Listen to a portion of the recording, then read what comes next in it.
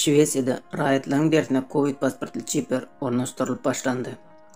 Bu arada gazet nokoturu sayt habar berýär. Implant Epicenter kompaniýasy tarapyndan işlenilip düzülýär. Tüýdänetine uly bolmadyk çip deriniň aşagyna şpiritin kömegilen giridilýär. Bu iş bir neçe sekund dowam edýär. Ol agyrsyz we işläp düzüjüleriň aýtmagyna görä howpsuzdur. Zerur bolan ýagdaýyny implanty aýyrmak kem bolýar. Çiplerde, galtaşykly töleglerde, kredit kartlaryny ýa-da öksem telefonlardaky ýaly Near File Communication ýa-da NFC tehnologiýasy ulanylýar. Implantlar beýleki guruluşlaryň okap biljek maglumatlaryny saklaýarlar. Ýöne şeýle çipler maglumatlary özdeşde okap bilmeýärler. Çipden uly göwürmli bolmadyk maglumatlary ýakyn aralykda okap bolýar.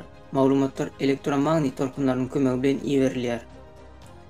Bu tehnologiýanyň özü täze däldir. Ýöne deriniň aşagyna ornaşdyrylyp bilinjek mikroçipler derhäw peýda bolmady.